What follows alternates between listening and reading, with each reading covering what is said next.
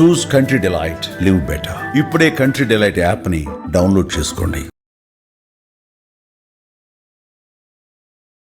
నమస్తే రమ్మగారు. నమస్తే జయ. రమ్మగారు ఏదైనా స్టోరీ చెప్తారు? సాధారణంగా మనకి ప్రశ్నలు ఉంటాయి జయ, చాలా మందికి. దేవుడి మీద ప్రశ్నలు. దేవుడు ఎక్కడుంటాడు? ఆయనకి ఇల్లు వాకిలి ఉండవా? దేవుడు ఒకళ్ళని బాగా, ఒకళ్ళని అలాగా, ఒకళ్ళని ఇలాగా ఎందుకు సృష్టిస్తాడు? అదొక పెద్ద పాయింట్. నేను ఎక్కువ పూజ చేస్తాను, అయినా సరే నాకేమి వాడెవడో పాపిష్టివాడు, దుర్మార్గుడు, దొంగ చచ్చినవాడు, ఇలాంటి తిట్లు ఉండి వాడికి అంత డబ్బులు ఉన్నాయి. నేను చాలా మంచివాడు, లేదా ఈయనెవరో చాలా మంచివాడు, ఉత్తముడు, వీడికి ఏం లేవు.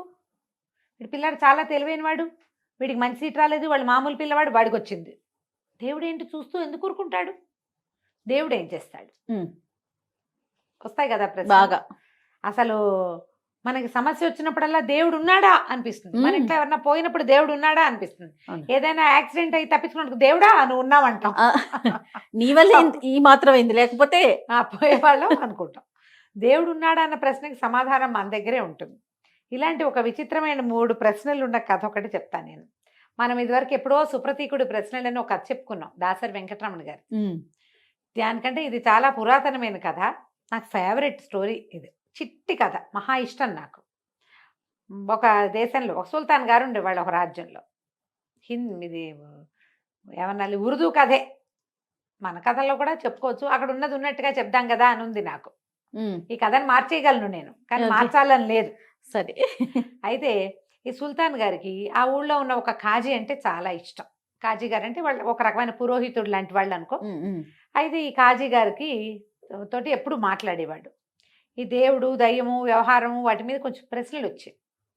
ఓసారి ఏమన్నాడు, మీకు చాలా పెద్ద పదవి ఇద్దాం అనుకుంటున్నానండి కాజీ గారు అని చెప్పాడు.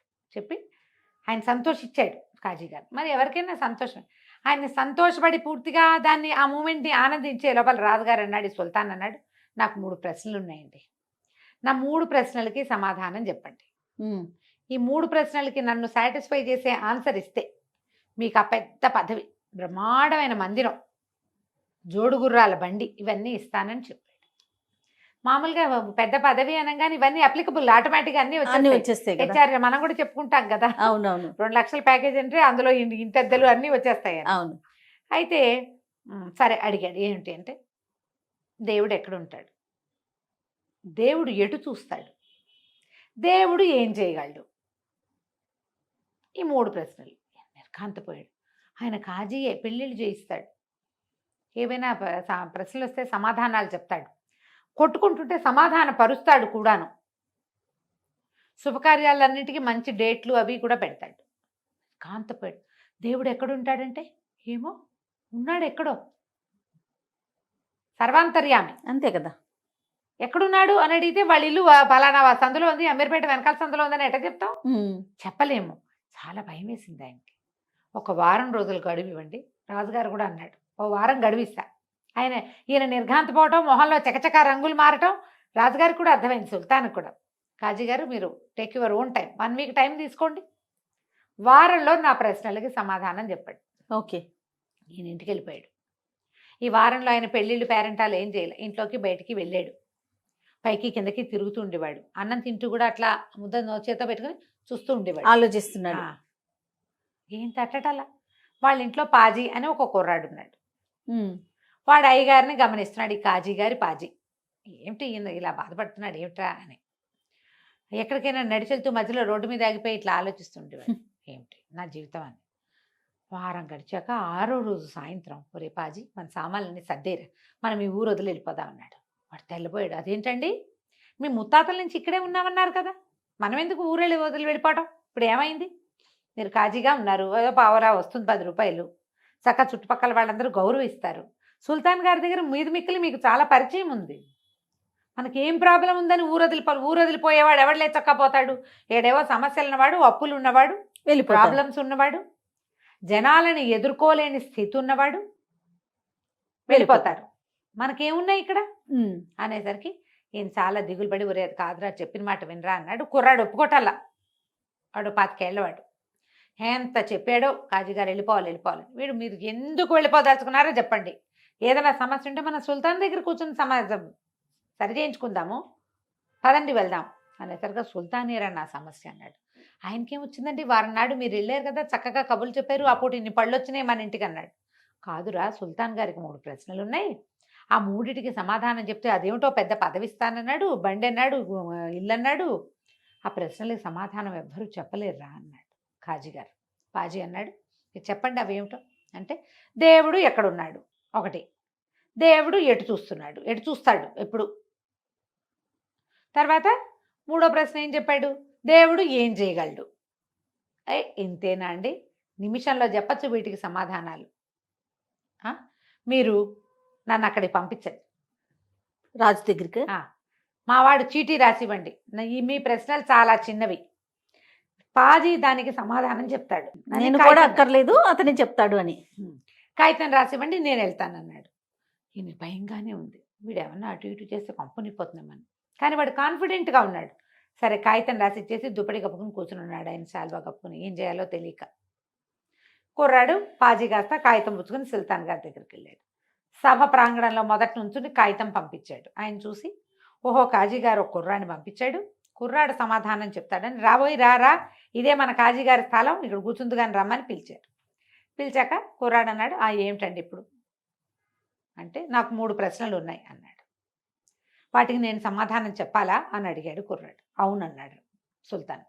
సరే, నేను సమాధానం చెప్పేవాడిని నేనైతే, నేను చెప్పేవాడిని అయితే నేను గురువు, మీరు వింటారు కదా, మీరు శిష్యులు, కాబట్టి మీ ప్లేస్లో నన్ను కూర్చోబెట్టండి, నా ప్లేస్లో మీరు కూర్చోండి అన్నాడు. సుల్తాన్ రెడీగా ఉన్నాడు. ఆ ప్రశ్నలు ఆయన్ని ఎన్నేళ్ళుగానో వేధిస్తున్నాయి, ఎంతకాలంగానో ఆయన వేదన పడుతున్నాడు. ఏమిటి ఈ దేవుడు ఎక్కడ ఉంటాడు, ఏం చేస్తాడు, ఏమిటి సంగతి. ఈ కుర్రాన్ని తీసుకెళ్లి పాజీని సింహాసనం మీద కూర్చోబెట్టారు, తట్టు మీద. వాడు చక్కగా మడకాళ్ళు వేసుకుని కూర్చున్నాడు. ఈయన పోయి కాజీ గారు కూర్చునే చోట కూర్చున్నాడు. కూర్చున్నప్పుడు, మీ మొదటి ప్రశ్న చెప్పండి, భగవంతుడు ఎక్కడ ఉంటాడు. సరే, ఒక పెద్ద గంగాళంతో పాలు తెప్పించండి అన్నాడు మనవాడు. పాలు తెప్పించారు, గంగాళం పాలు పెట్టున్నాయి. ప్రభు ఇటు చూడండి, ఇవి పాలు కదా. అవును, పాలల్లో వెన్న నెయ్యి వస్తాయి కదా అన్నాడు. వస్తాయి. పాలలో ఏమొస్తాయి, మొదట పెరుగు అవుతుంది, తర్వాత వెన్న వస్తుంది, తర్వాత నెయ్యి వస్తుంది. సరే, పాలల్లో వెన్న ఉన్నట్టే కదండి అంటే, ఉన్నట్టే. ఎక్కడుందో చూపించండి ఈ పాలల్లో. కుండెడు పాలు పెరుగు అయ్యాక ఆ మీగడ తీసి చిలికితే వెన్న డెఫినెట్గా వస్తుంది. పాలల్లో ఇంతైనా వెన్న ఉంటుంది, అంత ఉండొచ్చు మంచి పాలైతే. ఏ గ్లాస్ పాలో తెచ్చుకుంటే A1 A2 మిల్క్ తెచ్చుకున్నామనుకో, అంతంత వెన్న వస్తుంది, రావచ్చు. ఆ గంగాళం పాలకి అంత వెన్న వస్తుంది. మామూలు టోండ్ మిల్క్ తెచ్చాం, అయినా కూడా ఈ మాత్రం వెన్న ఉంటుంది అందులో. అంతేగా, తీయండి వెన్న ఎక్కడుందో చూపించండి అంటే ఆయన ఆశ్చర్యపోయాడు.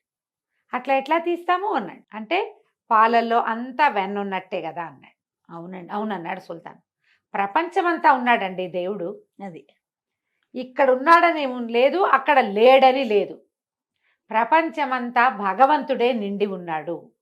భగవంతుడిని జగత్ చిద్విలాసం ఉంది కాబట్టే ప్రాణులున్నాయి, గాలుంది, నీళ్లున్నాయి, నిప్పు, భూమి, ఆకాశము ఉన్నాయి. భూమి ఆకాశాలు ఉన్న ప్రతి చోట భగవంతుడు ఉన్నట్టే. బ్యారన్ ల్యాండ్స్ ఏమీ ఉండని ఊసర క్షేత్రంలో కూడా ఒక చిన్న గింజ మొలకెత్తుతుంది, రావి చెట్లు వస్తాయి, జీవం ఉంది అంటే భగవంతుడు. బాగుంది, సంతోషించాడు ఆయన. భలే బాగా చెప్పేవన్నాడు. సరే, ఇప్పుడు రెండో ప్రశ్న, ఆయన ఇటు చూస్తున్నాడు, భగవంతుడు ఎటు చూస్తాడు. సరే, ఒక దీపం తెప్పించండి. ఒక చక్క ప్రమిద తెప్పించారు. మొత్తం సభా ప్రాంగణ మొత్తం కిటికీలు వేసేసేయండి అన్నాడు. కింద పైన కిటికీలు వేసేసి పరదాలు లాగేశారు. చీకటిగా అయిపోయింది. ఇప్పుడు దీపం ప్రజ్వలంగా వెలుగుతోంది. కుర్రాడు అడిగారు, ఈ దీపం ఎటువైపు చూస్తోంది. ఒక దీపం పెడితే దీపం ఎటువైపు చూస్తుంది, మొత్తం. భగవంతుడు అన్ని దిక్కులా చూస్తాడు దీపంలాగా. మనం దీపం పెట్టి ఇది ఇటే చూడాలని మనం అలా చేయదు, అది అన్ని వైపులా దాని వెలుగు వస్తుంది. అట్లాగే భగవంతుడు అన్ని దిక్కులకి చూస్తాడు. సాటిస్ఫైడ్. మూడో ప్రశ్న, దేవుడు ఏం చేయగలడు. అయ్యా మీరు ఒక్క పని చేయండి, మా కాజీ గారిని పిలిపించండి అంటే కాజీ గారు వచ్చారు.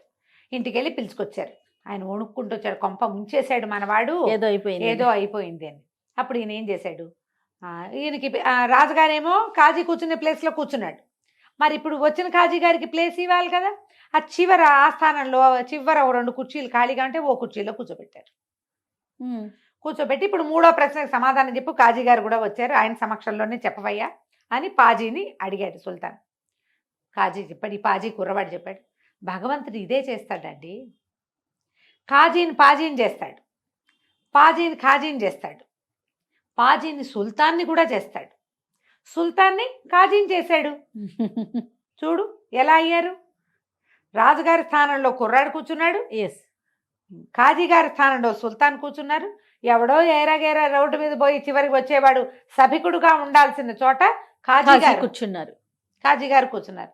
భగవంతుడు ఇది చెయ్యగలడు, ఇది చెయ్యలేడం లేదు, ఏదైనా చేస్తాడు, తిమ్మిని బమ్మిని చేయగలడు, అంతే కదా. అంతే. ఆనంగానే దండాలు పెట్టేశాడు ఆయన. ఎన్ని దండాలు పెట్టాడో, ఇది నిజం. సభికులంతా ఓహో అన్నారు. ఎంతో సంతోషించి ఆయన ఖాజీ గారికి పెద్ద పదవి ఇచ్చి పాజీకి కూడా పెద్ద పదవి ఇచ్చారు. ఎందుకంటే వాడు చెప్పాడు ఈ సమాధానాలు, ఇవి ఖాజీ గారి కదా, ఆయన భయపడ్డాడు. ఇది ఉపనిషత్తుల సారమంతా చెప్పినా ఈ సమాధానాలు రావనుకున్నాడు. ఒక క్యాజువల్ సమాధానంతో ఇది చెప్పేశాడు కుర్రాడు. సభ అంతా బాగా మెచ్చుకున్నారు. ఆ తర్వాత రాజుగారు ఎప్పుడు ఇలాంటి ప్రశ్నలు వేయలేదు. కథ కంచికి మనం ఇంటికి. చాలా బాగుంది రమ్మగారు. నమస్తే. నమస్తే జయ.